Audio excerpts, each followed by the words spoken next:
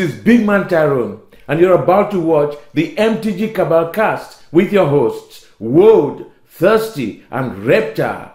Sub to us on all your podcast networks at MtG Cabal Cast and YouTube.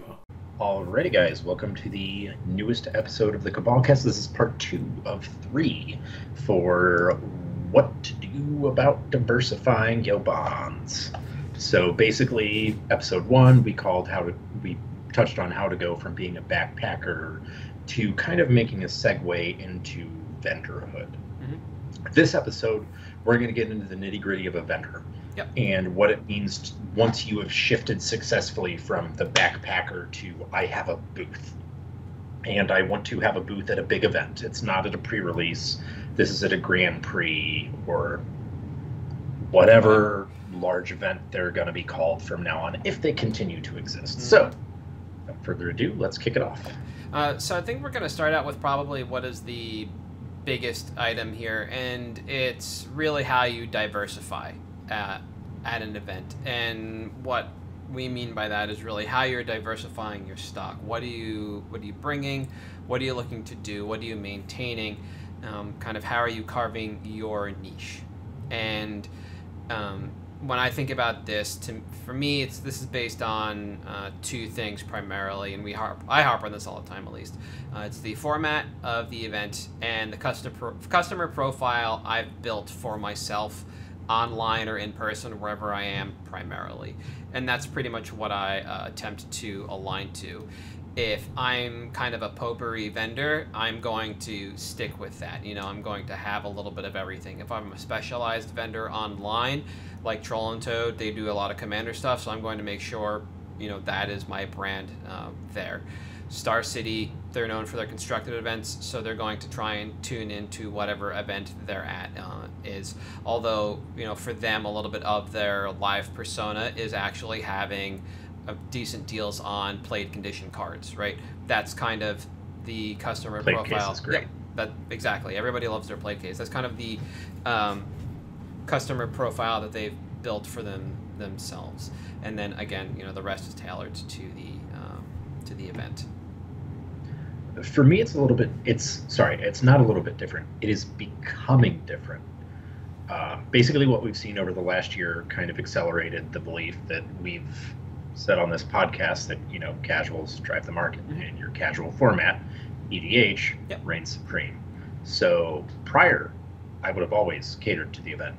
I think now I'm going to cater much more towards the EDH crowd, regardless of what the event is, because if these events do start to shift more local, which we started to see before they stopped, you started to see more of those local guys that just drove up from a few hours away for a day.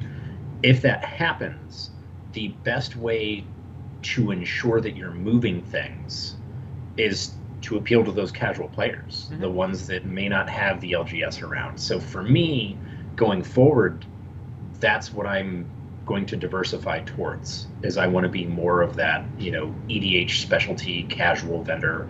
Obviously, you know, my thing is I'm really big on bringing staple commons and uncommons. Yes. Yeah. Because when you need them, you'll pay $5 to get that last copy of Combust. Because only one vendor has it and you need it for your sideboard to shore up 3% in one match. Yeah. Definitely. So I'm still going to do that, but for me, I'm going to shift more towards the EDH side of things, just because I think that's the best way to capture a local market, or the people that, you know, and maybe this was the same for you at the GPs you went to after things started shifting. I noticed a lot more people that said they've never been to a GP showing up at these things, who may not necessarily shop online to know what your customer profile is. And like, okay, well, you know, the 3 things that I want to say about a booth that I am at: whatever commons or uncommons you need are there. Good customer service, obviously. And if I don't give you the best price in the room, I'll point you to the person who does. Those are the 3 things I want to say, and those are good, like, brand recognition, I think, which has less to do with stock and more about a customer service profile. Oh yeah, absolutely. So that's, for me, that's more what I'm diversifying into going forward. But I think that depending how some events go, some tournament organizers may only do legacy events. Well, then obviously I'm going to focus on the legacy stock there. Oh yeah, absolutely. I did have that as kind of a side note to this, is unless it's a sealed event, then we won't cater to the event. We'll cater to the side events that we expect to be popular, because you can read almost all of them ahead of time, and then obviously Commander. One of the things I do want to point out, because this is actually kind of important now with TCG Con up and coming, is right now for Magic Fests, I never brought sealed. I didn't want to bring sealed. We primarily brought singles because we were flying into events, and the ROI on those by weight alone is more than sealed. But we would buy sealed on site if we knew we could churn it there, or if we knew it was hot enough that it was worth the weight coming back. There have been exceptions to this, absolutely, like I mentioned, with where we might bring something that's extremely hot, like a Commander deck, or something supplemental like that, and we'll attempt to stock those if possible. And the other note that is applicable here is when I was doing anime conventions, we would actually drop ship sealed from our distributor to our hotel. And that that avoided the flight cost, because we were buying so much sealed. We were buying it, by the case. We were getting discounts all over the place. But the goal is to get rid of everything before the weekend ends, which means consistent monitoring and price adjustments. And another caveat to this is whether or not we're shipping a pallet back. And if we're able to kind of run a game on that, then we don't necessarily need to sell all of the sealed. Different companies I've worked for treat shipping the booth differently. And generally speaking, if I've worked with a vendor that wants to pallet ship, they're more eager to bring hot sealed home. Products for sure. Pick up and say, so Modern Horizons, Dominaria are pretty good examples of that towards the end of their runs. But you won't find a lot of vendors bringing or sealed to or from events when they have to travel like that. To Magic Fests, that might actually change with TCG Cons, because we don't really know what that event is truly going to be like in the future, and the ROI might reverse. It could be that sealed is going to be the way to go. You might want to pack a little bit, who knows.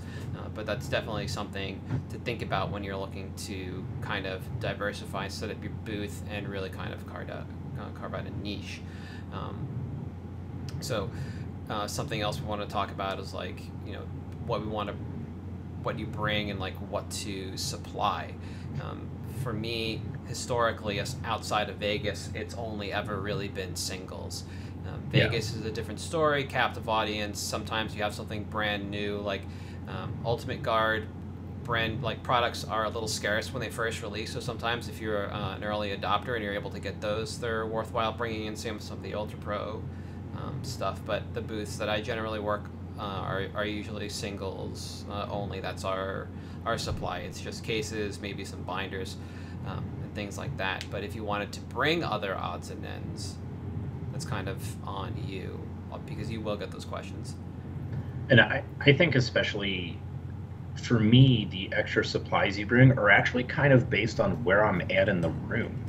So if I'm by the side event area, I'm probably bringing sleeves, because there's going to be draft events, there's going to be sealed events, and people are going to want sleeves. And they're not going to convenience shop to save $2 on sleeves. They'll be like, oh, great, they have sleeves. Cool. Now that I've drafted my deck, I've got 5 minutes to get to my match.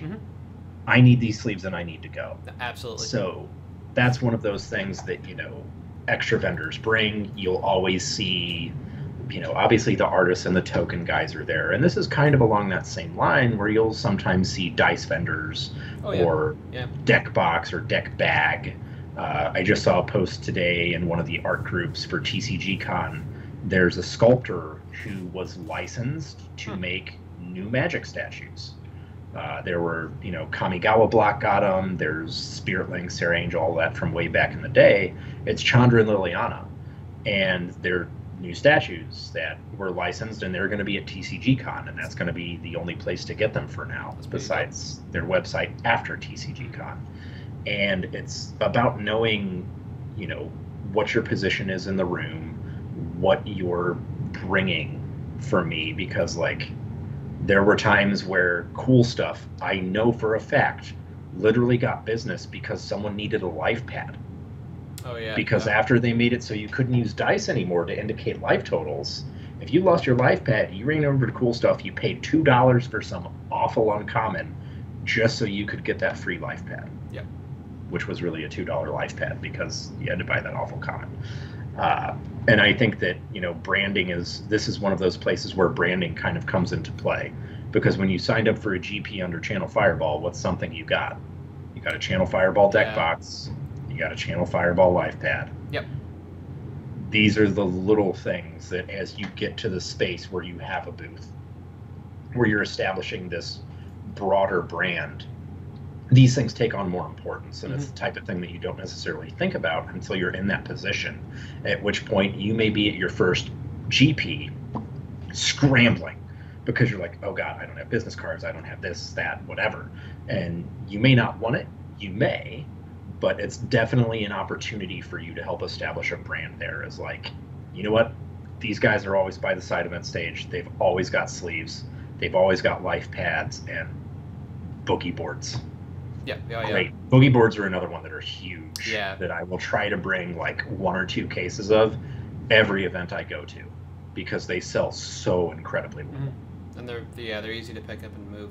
I didn't for whatever reason it escaped me the pens and life pads, despite the fact that my last tour of vending was with Face to Face, one of the first booths I saw bringing with them life pads and pens. But yeah, they don't take up a lot of space, and you can just keep infinite in your warehouse, quote unquote, and just bring them as you need. Super lightweight, and it's easy branding. Like you said, and it's something to be aware of. Some people used to do sleeves. I know Face did. A company out of Indiana, Deck Factory did. On the rare occasion, you can find Hararuya sleeves at events, and they're always hot. Oh yeah, for the most part, they use like the same or similar process, and they're always really high quality stuff too. Yeah. And those are usually worthwhile and sometimes just an easy way to kind of market yourself and your supplies, especially if you don't bring a lot. The guy that brings the Dragon Shield case or the display of Dragon Shields is probably bringing some of those home, and that's maybe not worthwhile at $10 or $12 a pop, whatever you're trying to get rid of them at. But $1 or $2 for a life pad and pen, not the worst. Yeah. And then there are some vendors that you touched on this. I've got a couple in my notes that aren't necessarily at events to really sling cards. They're there to kind of do something else. And the two that I have noted, this is a vendor TO, Professional Event Services, PES. When they are TOing an event, they have a booth. But what is at their booth? It is sealed product from like 4th edition forward. You can buy packs, you can buy boxes. And it's just like 2 or 3 people sitting behind a booth the entire weekend just selling old-ass sealed because they don't really want to step on the toes of anybody else in the room. Similarly, they just want to have a presence. Similarly, you might see somebody like Graded Power show up, and they're primarily dealing in spectacle. That's basically what I have written, where it's like those guys are there to remind you that they're out there. They are buying and selling constantly. They're going to be a great source of information and product, and they're not necessarily there to just move all their graded stuff or buy all the graded stuff. It's just about that presence in the room and reminding people like, hey, we're a thing. Vegas is really good for finding these kind of booths. Can't remember investment booths. That's the one I was trying to think of. Yeah, because I get emails from them every now and again. I signed up a while ago to see what the hell it was. Those people were there, and they had, was it the Lotus in a case? Yeah. Just to remind you, like, hey, we're a thing. Legion shows up when they TO, and they do apparel, or they used to do apparel. I don't know if they still they do it even when they don't TO now. They show up for they're the official Pro Shop sponsor, or were, when pros existed. Yeah. And so deck boxes and everything like that. And so these are vendors that are kind of there for externalities. You mentioned, artists as well do show up. They are a vendor commodity at these events. And now with TCGCon, we're going to see a little more diversification in what happens overall. And this is a space that, one can move into in time. There is a market for a lot of this stuff, whether it's worthwhile or really liquid at a Magic Fest is kind of TBD. But these companies do show up and they deal. I don't have a lot of experience in that space. I primarily deal with singles. I have dealt with a little bit of Spectacle. We sold a collector's edition box at Vegas. You know, it was a five-figure purchase. But I've never really been the kind of booth that just has, you know, pure supplies or pure apparel. Yeah. Anime Com's probably come the closest, not because we'll have stuffed animals, but because we have some weird stuff from like Pokemon box breaks, like when you break the big boxes down, you have the oversized cards and the coins and all the pack promo cards for the digital product. You know, I've done that kind of thing, but I've never really figured out how to kind of diversify that booth. You know, how are you supposed to really work it? And I think it's important to note that, like, these guys, and this is something you'll see a lot more at like Gen Con, where, you know, you'll have someone who's literally there with just different board game size sleeves. These are the kinds of people that, as a vendor, you're actually typically able to approach and say, hey, do you want to trade some product? Which, if you're going back to a local scene, is something to keep in mind. Okay. Because you may be able to get a product that you don't have access to through a distributor currently. You know, every year at Gen Con, there are those special Gen Con commemorative Dragon Shield sleeves that sell for way too much money right at Gen Con, and then all of a sudden, boom, doesn't matter, they're available for everyone. Great, awesome. So you may not be able to necessarily get them. It could be a Kickstarter fulfillment or something, or it could just be one of those cool statues. Yep. And you're like, you know what? Let me see if somebody wants this. And you can approach them about trading for product, which is another one of those relationship things we talk about that are starting to matter a lot more with the vendor-to-vendor relationships. This is something that gives you an in. You can approach these guys and say, hey, Dragon Shield's here. Dragon Shields obviously cost you less than they cost me. Do you want to swap and just try to eke out a little more value that way? Okay. So that's something that I've noticed, especially when I was working with Miniature Market. It was really common for, you know, vendor to vendor, like, product swaps to happen, where it's like, hey, you know, we've got this excess Gen Con exclusive mini from a game that, you know, we manufacture, and you have a bunch of stuff that's only available on Kickstarter that we want for our warehouse. Can we swap this out and just go from there? Okay, yeah, no, that makes sense. I was thinking more of, like I said originally, or earlier rather, about like a potpourri style booth, or somebody who's kind of like, we are a comic shop, but we're out here at this convention, so here's a bunch of like ceramic busts, et cetera, et cetera. Yeah. So, no, that's good to think about. And like I said, something I don't really, the space I don't really work in, so it's interesting to learn about. And then, you know, talking about spaces, especially with TCG Con coming up, and comparatively speaking, a lax rule set in regards to booth layout, you know, splitting a space. And this could be anything from like an LGS level where you're able to do like consignment cases all the way down to events themselves. You know, and when you're working an event like that, it's really how you want to present the booth and then split it and then run it. You know, essentially which company is going to be the face of the booth in terms of logo frontage, then handling sales and buys, you know, your personnel. And in my mind, it's essentially a booth shop. But you could also actually have an umbrella entity or something new built for the event. So you could just be, you know, putting more stuff under one LLC or one incorporated, LLC's off. Yeah. And I think, at least in my experience, when I've split booths, which is something happening at TCG Con, for me, it's basically been, you know, you have a few different ways you can arrange that.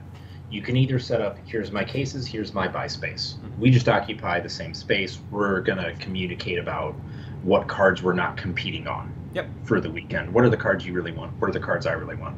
Cool. And then there's times where it's like, hey, so you have 30K buy cash, I have 70K, you have 20K. So let's pull it all together. And at the end of the weekend, we'll portion out the purchases in an order based on our buy power for the weekend. So, like, you know, I had 70K, you had 30K, you had 20.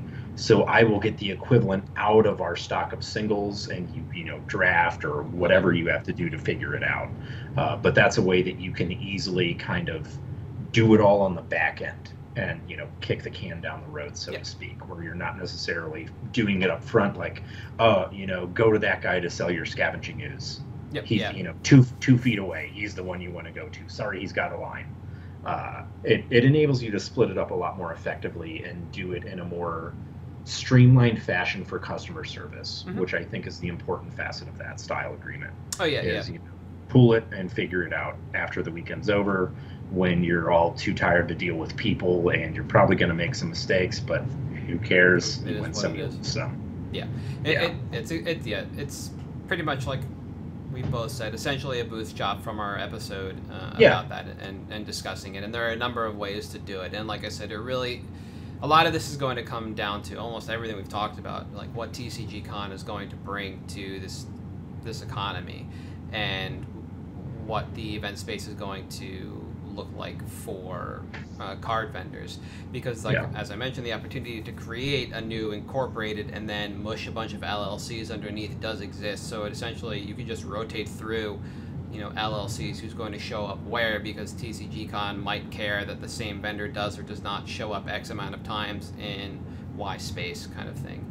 And I don't think it's really going to become something that drastic, but it does offer the opportunity. And then, tying back into the first item we talked about, it is about presenting the correct booth for the space. Your frontage is going to determine, who you're going to be selling to, your customer profile, and then how the booth will be stocked. There'll come that expectation. So splitting the space is really important in that regard too. Even if you're all going to be there, you do still want to represent whatever company is on your banners to the best of your ability. And if that means, stocking everything, that's stocking everything. If it's having a commander focus with a modern back end, that's it. And maybe, 2 people provide commander, 1 provides modern. And it really comes down to all the legwork you need to do ahead of time after the decision is made, like, hey, I've got a booth, I want to chop it, do you want in? And then you work through it that way. It's a fairly organic process and fairly straightforward. The most difficult part is, as we've discussed, what to do with the product at the end. Who comes home with what.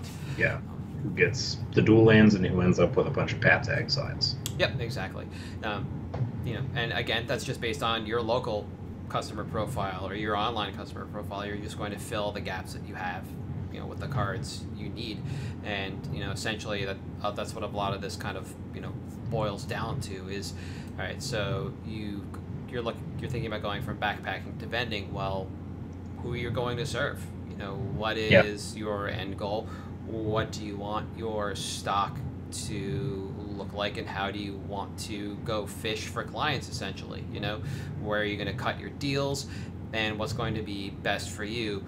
And then as you move into this vendor space, it's like, okay, where am I going to look to go to these events? What do I need to do to actually present myself at these events? And how do I best serve those who may or may not know about me? And at the end of the day, that part of it is actually a lot easier because a lot of it can be figured out on the fly. There's a lot of grand actions that need to be taken up front, but the minutia can be done over time, because nobody gets it right the first time, and you're not going to get all the advice you need before your first event. There's going to be a lot to it. And as long as you take those initial steps and complete all those grand actions, you'll be successful in your first bunch of events, and then from there you can just roll it. And the more you because work in this industry, the more people you'll meet, the more you can talk to and help hone your identity, your space, your niche, and your booth appearance. We talked about the importance of vendor to vendor relationship, and that this is part of it. It's discovering how to better yourself. And even when you are vending at the highest level, sometimes it is about taking a step back and going to a different type of event and see how things are done. You're primarily collectibles, be it cards or anything else. Well, what do they do at sports card shows? What do they do at board game trade shows? What do they do here and here? And see what other people are doing, and bring some of that back to what you do and innovate the space. And that's really how you're going to eventually get ahead. Yeah, and I think that's the important thing, is that it's a lot more collaborative at the vendor level than it is at the backpacker level. you know, at backpacker level, you're basically, you know, hey, here's the stuff I'm looking for this weekend. The same as you would to a vendor, you know, what's the stuff you're looking for? Let me inquire, whatever. Excuse me. At vendors, it's way more collaborative because it's not just, you know, what are you looking for? It's also, you're all existing in the same space. You're all stealing ideas from each other, or whatever you want to call it. You know, you're borrowing ideas. Yep. It's gonna happen. There's no original ideas in this space anymore. It's all borrowed from somewhere. And it's important that, you know, there's not as much competition at the vendor level in my experience between vendors. You know, we're all taking slices of the same pie. Sometimes mine's bigger than yours, sometimes yours is bigger than mine. And that is so much more important at the vendor level because you need those vendors, because you need the people that are going to pay you $5 for your $3 TCG low card. Because when you're sitting on 1,000 of those and you need buy cash for the weekend, you need to be able to go over there with those 1,000, and you need to have a good relationship with them that you can be like, here's 1,000 of these, and walk away without anybody counting them. Yeah. And there's actually 1,000 there. It's not about like there's one on top and one on bottom and it's fake. No, there's actually 1,000 there, and you have that trust between vendors.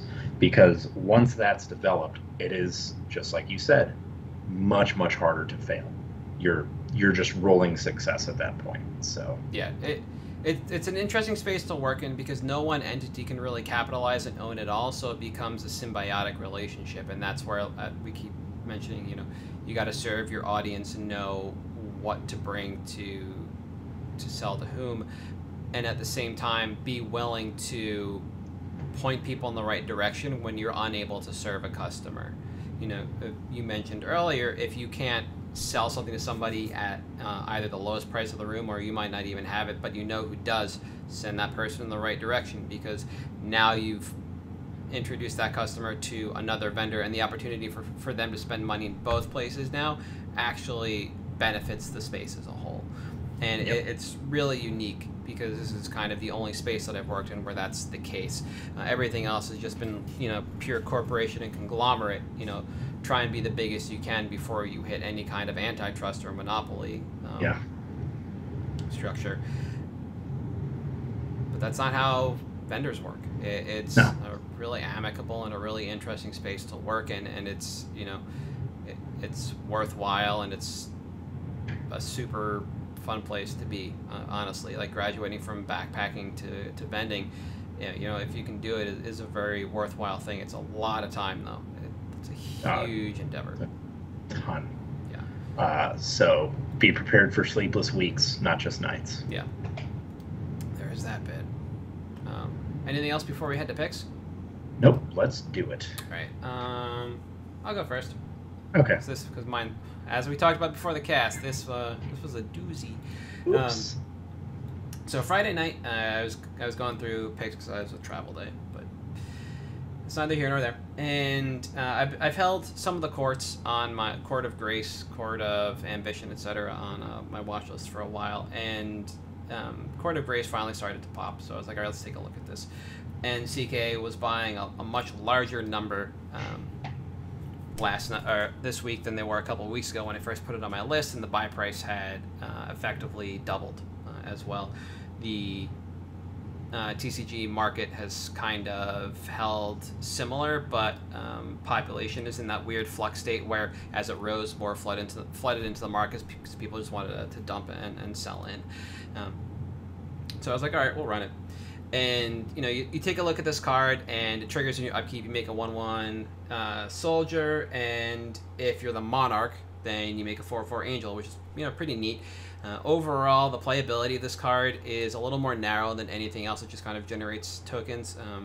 When you generate one token a turn, you're in like this weird medium wide, but also go tall kind of deck, and you know, that's really what's looking to take advantage of this. And decks that also want to really create and maintain the monarch are going to hold it as well. So that could either be done through an ability on a card like the court or through combat. And you know, you want to make a constant stream of tokens. Your primary plan isn't to shotgun a bunch of tokens onto the battlefield. You're just trying to play a slow grind.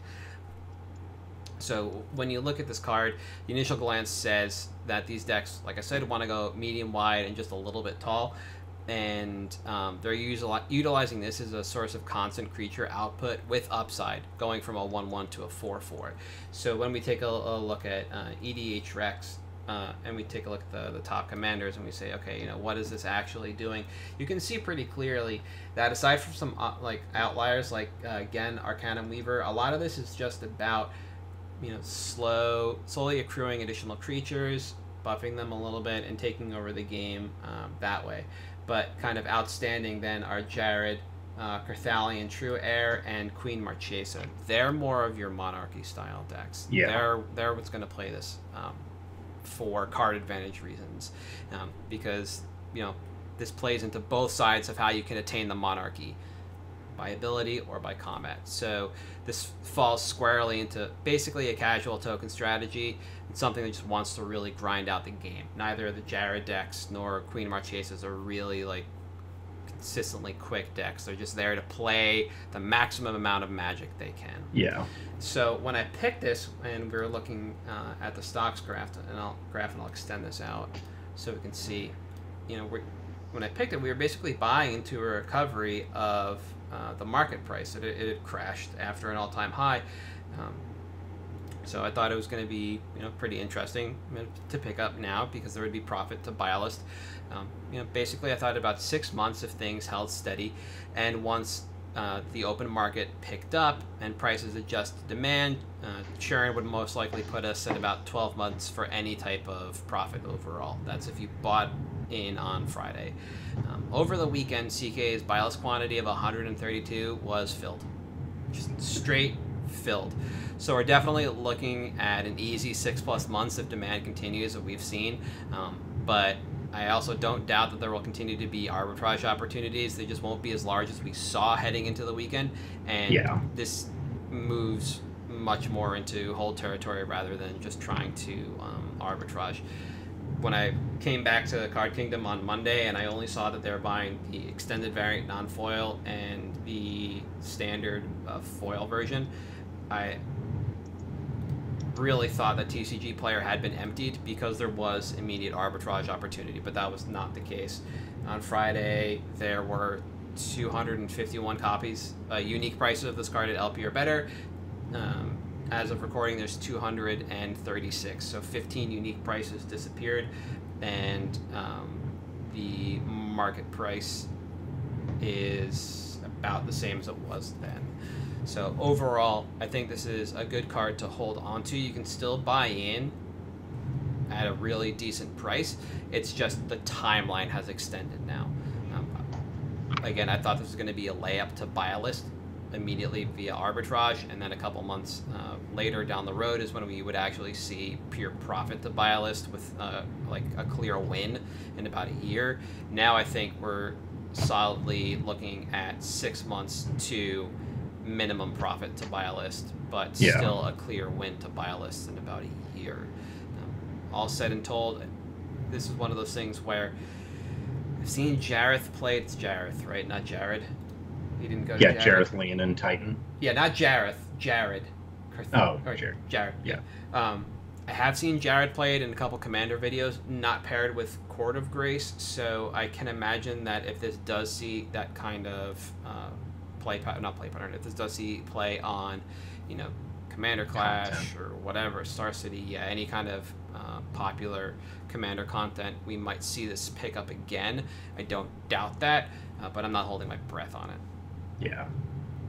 I like this pick, one, for the irony, because they asked for card draw on white, so they gave them something that gives them Monarch and said, here's your card draw. Yep. Two, I just think stuff like this, these like token strategies in Selesnya colors especially. Yeah.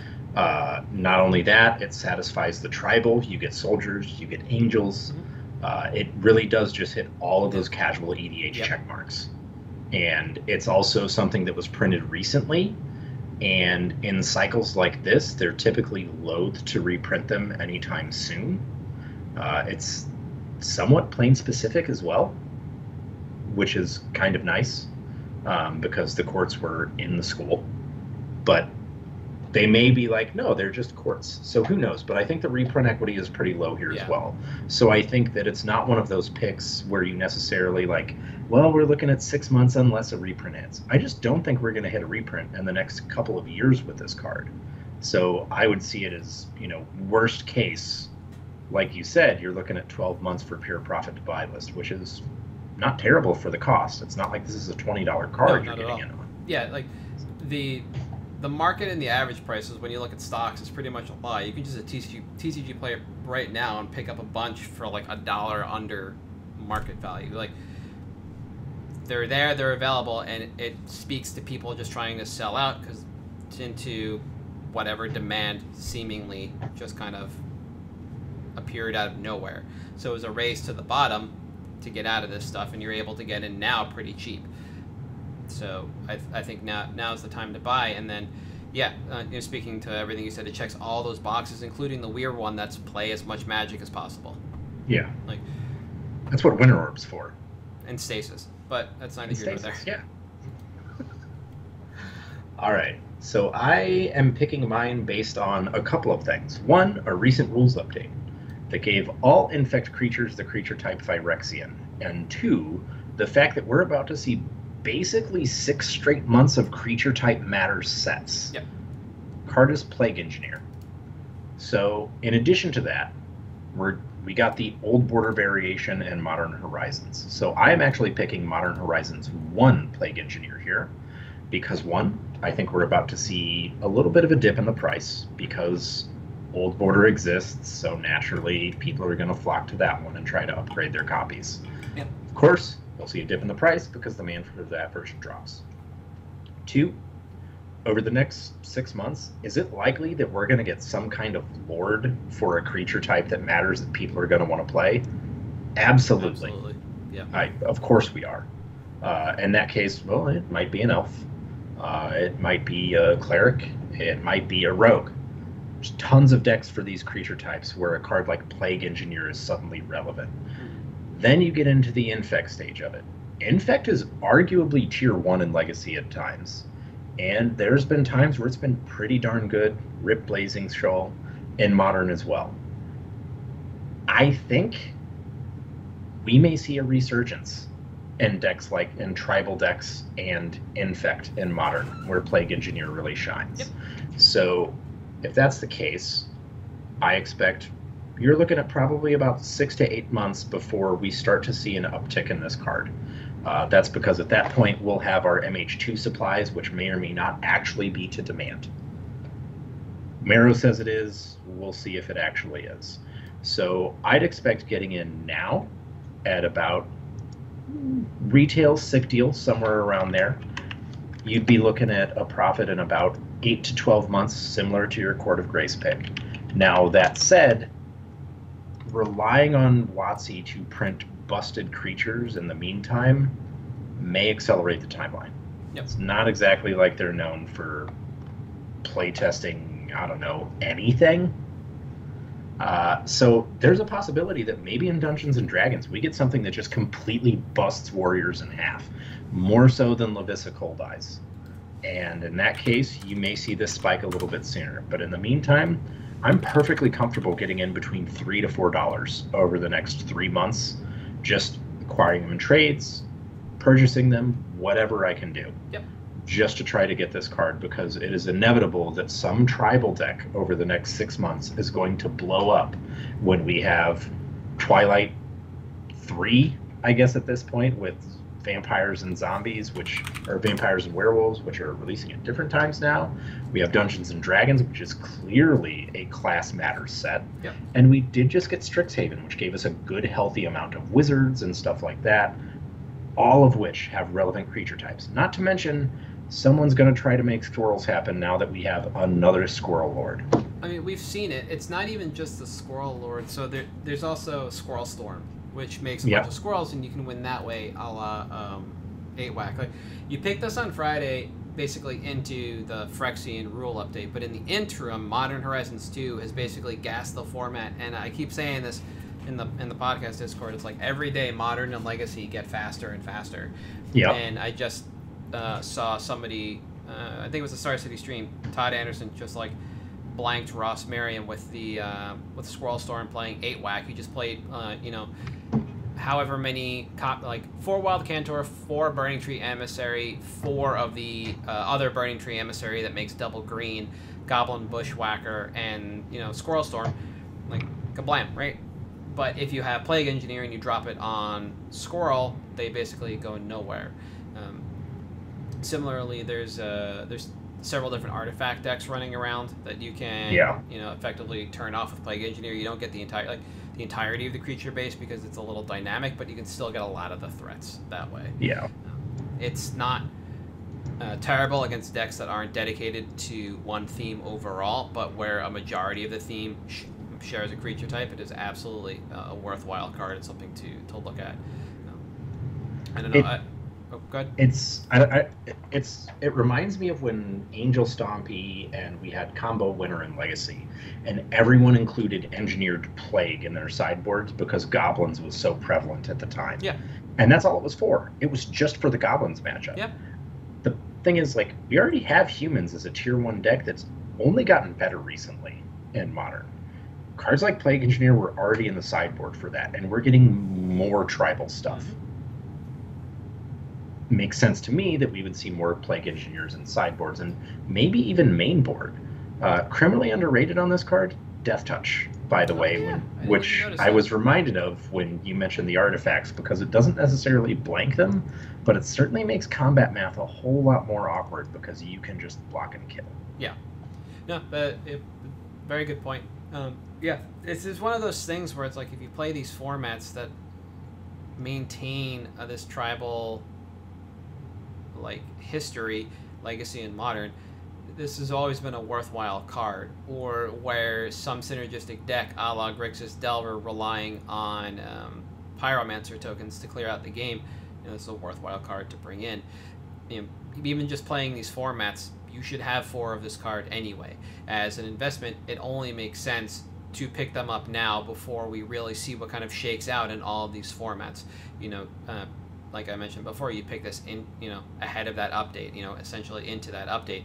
We saw everything that was in MH2, the majority of the set had been revealed, so we already knew about the Squirrel, like you mentioned. You know, we knew about what was coming down, the humans that were getting updated. People were, you know, building content around this stuff already, and this card already shines. It is exceptionally good at what it does in both Modern and Legacy, and this is a card that I would expect to just continue to tick up over time as it maintains relevancy.